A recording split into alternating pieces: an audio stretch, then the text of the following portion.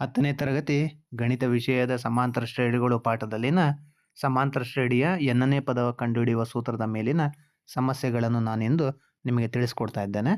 ಹಾಗಾದರೆ ಒಂದು ಸಮಾಂತರ ಶ್ರೇಣಿಯ ಮೊದಲ ಪದ ಎ ಮತ್ತು ಸಾಮಾನ್ಯ ವ್ಯತ್ಯಾಸ ಡಿ ಆದಾಗ ಮತ್ತು ಆ ಒಂದು ಸಮಾಂತರ ಶ್ರೇಣಿಯ ಪದಗಳ ಸಂಖ್ಯೆ ಎನ್ ಆದಾಗ ಅದರ ಎನ್ನನೇ ಪದವನ್ನು ಕಂಡುಹಿಡಿಯೋ ಸೂತ್ರ ಏನಾಗುತ್ತಪ್ಪ ಅಂದರೆ N is equal to A plus N minus one into D ಆಗುತ್ತೆ.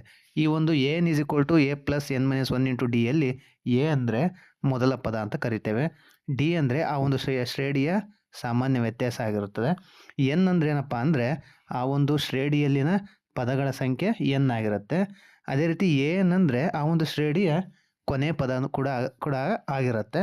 ಹಾಗಾದರೆ ಬನ್ನಿ ಈ ಒಂದು N is equal to A plus N minus one into d ಈ ಸೂತ್ರದ ಮೇಲಿನ ಕೆಲವೊಂದು ಸಮಸ್ಯೆಗಳನ್ನು ನಾನಿಂದು ನಿಮಗೆ ತಿಳಿಸ್ಕೊಡ್ತಾ ಇದ್ದೇನೆ. ಹಾಗಾದರೆ ಮಾದರಿ ಲೆಕ್ಕ ನೋಡಿ. ಒಂದು ಸಮಾಂತರ ಶ್ರೇಣಿ 2, 7, 12 ಈ ಒಂದು ಶ್ರೇಣಿಯ 10ನೇ ಪದವನ್ನು ಕಂಡುಹಿಡಿಯಿರಿ ಅಂತ ಇದೆ. ಹಾಗಾದರೆ ಈ ರೀತಿ ಲೆಕ್ಕ ಕೊಟ್ಟಾಗ ನಾವೇನು ಮಾಡ್ಕೋಬೇಕಪ್ಪ ಅಂದರೆ ಫಸ್ಟ್ ಆ ಒಂದು ಶ್ರೇಣಿಯ ಮೊದಲ ಪದವನ್ನು ಬರ್ಕೋಬೇಕು. ಮೊದಲ ಪದವನ್ನು ನಾ ಎ ಅನ್ನೋ ಅಕ್ಷರದಿಂದ ಗುರುತಿಸ್ತೇನೆ. ಹಾಗಾದರೆ ಈ ಶ್ರೇಣಿಯಲ್ಲಿ ಮೊದಲ ಪದ 2 ಆಗಿರ್ತದೆ. ಅದೇ ರೀತಿ ಈ ಶ್ರೇಣಿಯಲ್ಲಿ ಸಾಮಾನ್ಯ ವ್ಯತ್ಯಾಸವನ್ನು ಡಿ ಅನ್ನೋ ಅಕ್ಷರದಿಂದ ಗುರುತಿಸ್ತೇವೆ. ಹಾಗಾದರೆ ಸಾಮಾನ್ಯ ವ್ಯತ್ಯಾಸವನ್ನು ಹೆಂಗೆ ಕಂಡುಹಿಡಿತೇವಪ್ಪ ಅಂದರೆ ಎರಡನೇ ಪದದಲ್ಲಿ ಒಂದನೇ ಪದವನ್ನು ಅಂದರೆ ಮುಂದಿನ ಪದದಲ್ಲಿ ಹಿಂದಿನ ಪದವನ್ನು ಕಳೆದಾಗ ನಮಗೇನು ಸಿಗುತ್ತಪ್ಪ ಅಂದರೆ ಸಾಮಾನ್ಯ ವ್ಯತ್ಯಾಸ ಸಿಗುತ್ತೆ. ಹಾಗಾದರೆ ಈ ಒಂದು ಸಮಾಂತರ ಶ್ರೇಣಿಯಲ್ಲಿ ಸಾಮಾನ್ಯ ವ್ಯತ್ಯಾಸ ಏನಾಗಿದೆ ಅಂದರೆ 7 ಮೈನಸ್ 2 ಅಂದರೆ 7ರಲ್ಲಿ 2 ಕಳೆದ್ರೆ 5 ಆಗುತ್ತೆ. ಹಾಗಾಗಿ ಸಾಮಾನ್ಯ ವ್ಯತ್ಯಾಸ 5 ಆಗಿದೆ. ಅದೇ ರೀತಿ ಈ ಒಂದು ಲೆಕ್ಕದಲ್ಲಿ 10ನೇ ಪದವನ್ನು ಕಂಡುಹಿಡಿಯಿರಿ ಅಂತ ಹೇಳಿದ್ದಾರೆ. ಹಾಗಾಗಿ ಈ ಒಂದು ಎನ್ ಬೆಲೆ ಏನಾಗುತ್ತಪ್ಪ ಅಂದರೆ 10 ಆಗುತ್ತೆ. ಎ 10ಅನ್ನು ನಾವೇನು ಮಾಡಬೇಕು, ಕಂಡುಹಿಡಿಬೇಕು. ಹಾಗಾದರೆ ಮೊದಲು ಇಲ್ಲೇ ಸೂತ್ರವನ್ನು ಅಪ್ಲೈ ಮಾಡೋಣ. N is equal to A plus N minus one into d ಈ ಸೂತ್ರನ ಹಾಕ್ಕೊಂಡು ಎನ್ ಇರೋ ಹತ್ರಲ್ಲೆಲ್ಲ 10 ಅಂತ ಹಾಕೋಣ, ಎ ಇರೋ ಹತ್ರಲ್ಲೆಲ್ಲ 2 ಅಂತ ಬರೆಯೋಣ, ಎನ್ ಇರೋ ಹತ್ರ ಎಲ್ಲ 10 ಅಂತ ಬರೆದು ಡಿ ಇರೋ ಹತ್ರಲ್ಲೆಲ್ಲ 5ನ ಅಪ್ಲೈ ಮಾಡಿದಾಗ ಏನಾಗುತ್ತೆ, a 10 is equal to 2 plus 10 minus 1 into 5 ಆಗುತ್ತೆ. A 10 is equal to 2 plus 9 10ರಲ್ಲಿ 1 ಕಳೆದ್ರಷ್ಟು 9 ಆಗುತ್ತೆ ಇಂಟು 5 ಆಗುತ್ತೆ. ನೆಕ್ಸ್ಟ್ 4ನೇ ಸ್ಟೆಪ್ ಏನಾಗಿದೆ, a 10 is equal to 2 plus 9 45 ಆಗುತ್ತೆ. ಅದೇ ರೀತಿ ನೆಕ್ಸ್ಟ್ ಸ್ಟೆಪ್ ಏನಾಗುತ್ತಪ್ಪ ಅಂದರೆ ಎ 10 ಇಸ್ ಈಕ್ವಲ್ ಟು ಈ 45 ಪ್ಲಸ್ 2 ಆದಾಗ ಏನಾಗುತ್ತೆ 47 ಆಗುತ್ತೆ. ಹಾಗಾದರೆ ಎ 10 ಅಂದರೆ ಈ ಒಂದು ಸಮಾಂತರ ಶ್ರೇಣಿಯ 10ನೇ ಪದ 47 ಆಗಿದೆ. ಈ ರೀತಿ ಸ್ಟೆಪ್ ಬೈ ಸ್ಟೆಪ್ ಬರೆದ್ರೆ ಸುಲಭವಾಗಿ ನೀವೇ ಮಾಡ್ಬೋದು, ಅಂಕಗಳನ್ನು ಗಳಿಸ್ಬೋದು. ಮತ್ತು ಈ ಒಂದು ಸೂತ್ರಕ್ಕೆ ಸಂಬಂಧಿಸಿದಂತೆ ಕೆಲವೊಂದು ಮಾದರಿ ಸಮಸ್ಯೆ, ಇನ್ನೊಂದು ಮಾದರಿ ಸಮಸ್ಯೆ ಇದೆ, ಅದನ್ನು ನಿಮಗೆ ತಿಳಿಸ್ಕೊಡ್ತಾ ಇದ್ದೇನೆ ನೋಡ್ರಿ. ಮಾದರಿ ಸಮಸ್ಯೆ 1ನೇದು 3, 7, 11 ಈ ಸಮಾಂತರ ಶ್ರೇಣಿಯ 30ನೇ ಪದವನ್ನು ಕಂಡುಹಿಡಿಯಿರಿ ಅಂತ ಇದೆ. ಹಾಗಾದರೆ ಇಲ್ಲೂ ಕೂಡ ಅಷ್ಟೇ, ಮೊದಲ ಪದ 3 ಆಗಿದೆ, ಸಾಮಾನ್ಯ ವ್ಯತ್ಯಾಸ 7 ಮೈನಸ್ 3, 7ರಲ್ಲಿ 3 ಕಳೆದ್ರೆ 4 ಆಗಿದೆ, 11ರಲ್ಲಿ 7 ಕಳೀರಿ ಅಲ್ಲೂ ಕೂಡ 4 ಆಗುತ್ತೆ. ಅಲ್ಲಿಗೆ ಡಿ ಸಾಮಾನ್ಯ ವ್ಯತ್ಯಾಸ ಏನಾಗಿದೆ 4 ಆಗಿದೆ. ಅದೇ ರೀತಿ 30ನೇ ಪದ ಕಂಡುಹಿಡಿಯಿರಿ ಅಂತ ಹೇಳಿದಾರಲ್ಲ, ಹಾಗಾಗಿ ಎನ್ ಬೆಲೆಯನ್ನು ನಾವು 30 ಅಂತ ತೆಗೆದುಕೊಳ್ಳೋಣ, ಎ 30ನ್ನು ಕಂಡುಹಿಡಿಯೋಣ. ಮತ್ತು ಅಗೇನ್ ಇಲ್ಲೇ ಮಾಡೋಣ, ಸೂತ್ರವನ್ನು ಅಪ್ಲೈ ಮಾಡೋಣ. N is equal to A plus N minus one into d ಅಂತ ಸೂತ್ರ ಬರ್ಕೊಂಡು ಆ ಬೆಲೆಗಳನ್ನು ನಾವೇನು ಮಾಡೋಣ, ಅಪ್ಲೈ ಮಾಡೋಣ.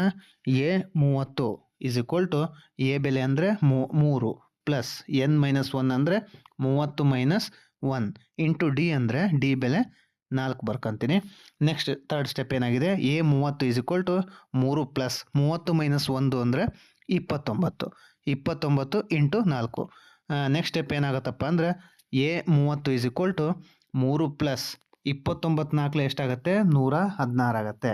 ಈ 116 ಪ್ಲಸ್ 3 ಮಾಡಿದಾಗ ಏನಾಗುತ್ತೆ, ಎ 30ನೇ ಪದ 119 ಆಗುತ್ತೆ. ಆದ್ದರಿಂದ ಈ ಕೊಟ್ಟಿರುವ 30ನೇ ಪದ ಕಂಡುಹಿಡಿಯಿರಿ ಅಂತ ಹೇಳಿದ್ರೆ ತಾನೆ, ಎ 30ನೇ ಪದ ಆ ಕೊಟ್ಟಿರುವ 30 ಶ್ರೇಣಿಯಲ್ಲಿ 30ನೇ ಪದ 119 ಆಗುತ್ತೆ.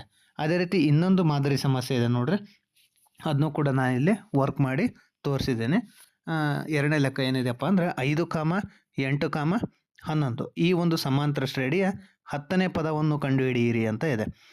ಅದೇ ರೀತಿ ಈ ಹಿಂದಿನ ಲೆಕ್ಕದ ರೀತಿಯೇ ಮೊದಲ ಪದವನ್ನು ಬರ್ಕೊತೀನಿ. ಮೊದಲ ಪದ ಎ 5 ಆಗಿದೆ, ಸಾಮಾನ್ಯ ವ್ಯತ್ಯಾಸ 8ರಲ್ಲಿ 5 ಕಳೆದ್ರೆ 3 ಆಗಿದೆ. ಅದೇ ರೀತಿ ನಿಮಗೆ ಇನ್ನೂ ಡೌಟ್ ಇತ್ತಪ್ಪ ಅಂದ್ರೆ 11ರಲ್ಲಿ 8 ಕಳೀರಿ, ಅಲ್ಲೂ ಕೂಡ 3 ಬರುತ್ತೆ. ಎಲ್ಲ ಕಡೆ ಸಾಮಾನ್ಯ ವ್ಯತ್ಯಾಸ ಒಂದೇ ರೀತಿ ಇತ್ತಪ್ಪ ಅಂದರೆ ಅದು ಶ್ರೇಣಿ ಇಲ್ಲಿದೆ ಅಂತ ಅರ್ಥ. ಅದೇ ರೀತಿ 10ನೇ ಪದ ಕಂಡುಹಿಡಿಯಿರಿ ಅಂತ ಹೇಳಿದ್ದಾರೆ. 10ನೇ ಪದ ಅಂದರೆ ಎನ್ನ ಬೆಲೆ ಏನಾಗುತ್ತೆ, 10ನೇ ಪದ ಆಗುತ್ತೆ. 10ನೇ ಪದ ಕಂಡುಹಿಡಿಬೇಕು. ಏನಾಗುತ್ತಪ್ಪ ಅಂದರೆ ಇಲ್ಲಿ N is equal to A plus N minus 1 into D ಸೂತ್ರ ಹಾಕಿದಾಗ A10 is equal to 5 plus 10 minus 1 into 3 ಆಗಿದೆ. A10 is equal to 5 plus 10ರಲ್ಲಿ 1 ಕಳೆದ್ರೆ 9 ಆಗಿದೆ into 3. A10 is equal to 5 plus 9 3 27 ಆಗಿದೆ. A10ನೇ ಪದ ಏನಾಗಿದೆ, 32 ಆಗಿದೆ. ಹಾಗಾಗಿ ಈ ಕೊಟ್ಟಿರುವ ಸಮಾಂತರ ಶ್ರೇಣಿಯಲ್ಲಿ 10ನೇ ಪದವು 32 ಆಗಿರುತ್ತೆ. ಅದೇ ರೀತಿ ನೆಕ್ಸ್ಟ್ ಈ 3ನೇ ಮಾದರಿ ಸಮಸ್ಯೆಯನ್ನು ತೋರಿಸ್ತಾ ಇದ್ದೀನಿ ನಿಮಗೆ.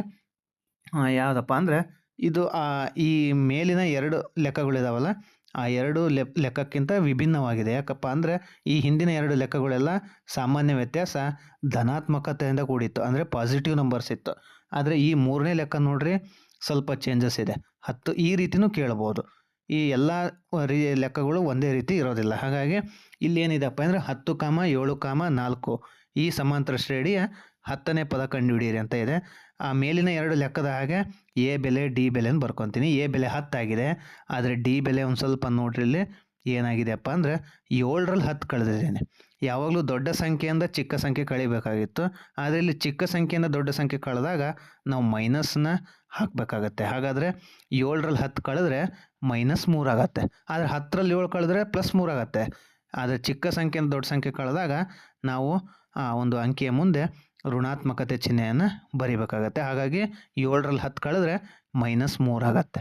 ಅದೇ ರೀತಿ ನೆಕ್ಸ್ಟ್ ಸ್ಟೆಪ್ ಹೋದಾಗ 4ರಲ್ಲಿ 7 ಕಳೆದ್ರೆ ಅಲ್ಲೂ ಕೂಡ -3 ಆಗುತ್ತೆ.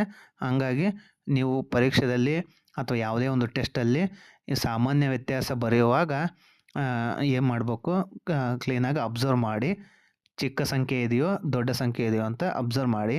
ಚಿಕ್ಕ ಸಂಖ್ಯೆಯಿಂದ ದೊಡ್ಡ ಸಂಖ್ಯೆ ಕಳೆಯುವಾಗ ಹಾಗೇನಾದರೂ ಬಂತಪ್ಪ ಅಂದರೆ ಮೈನಸ್ಸಿಂದ ಉತ್ತರವನ್ನು ಬರಿಬೇಕಾಗತ್ತೆ.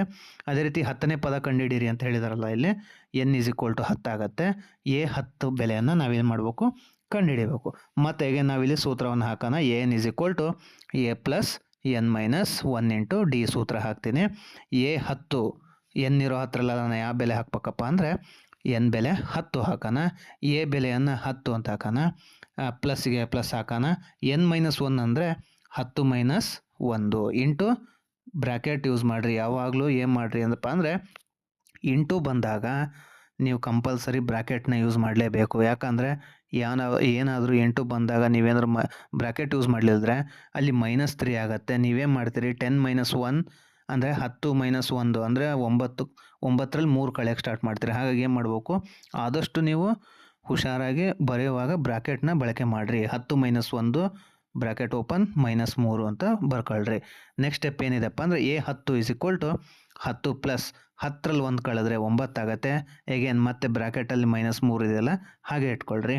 A10 ನೆಕ್ಸ್ಟ್ ಸ್ಟೆಪ್ ಏನಾಗುತ್ತಪ್ಪ ಅಂದರೆ A10 ಇಸ್ ಈಕ್ವಲ್ ಟು 10 ಅಲ್ಲಿ ಪ್ಲಸ್ ಇದೆ, ಪ್ಲಸ್ ಇಂಟು ಮೈನಸ್ ಆಗುತ್ತೆ. +9 - 3 ಏನಾಗುತ್ತೆ, -27 ಆಗುತ್ತೆ. 9 3 27 ಚಿಹ್ನೆಯನ್ನು ಬದಲು ಮಾಡಿದ್ದೀನಿ. ಪ್ಲಸ್ ಇಂಟು ಮೈನಸ್ ಏನಾಗುತ್ತೆ, ಮೈನಸ್ ಆಗುತ್ತೆ. ನೆಕ್ಸ್ಟ್ ಸ್ಟೆಪ್ ಏನಾಗಿದೆ ನೋಡಿರಿ, A10 ಇಸ್ ಈಕ್ವಲ್ ಟು ಈಗೇನು 10ರಲ್ಲಿ 27 ಕಳೆದಿದ್ದಾರೆ.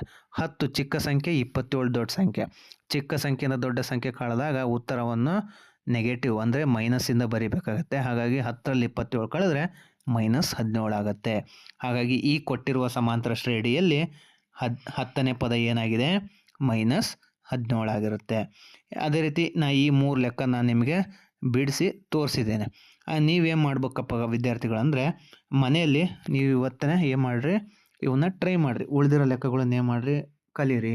ಇದನ್ನು ಕಲ್ತ್ರೆ ಏನಾಗುತ್ತೆ, ನಿಮಗೂ ಒಂದು ಅನುಭವ ಸಿಗುತ್ತೆ. ಯಾವುದಪ್ಪ ಅಂದರೆ 1ನೇ ಲೆಕ್ಕ 2, 5, 8 ಈ ಸಮಾಂತರ ಶ್ರೇಣಿಯ 20ನೇ ಪದವನ್ನು ನೀವು ಏನು ಮಾಡಿರಿ, ಮನೆಯಲ್ಲಿ ವರ್ಕೌಟ್ ಮಾಡಿರಿ, ಮನೇಲಿ ಬಿಡಿಸ್ರಿ.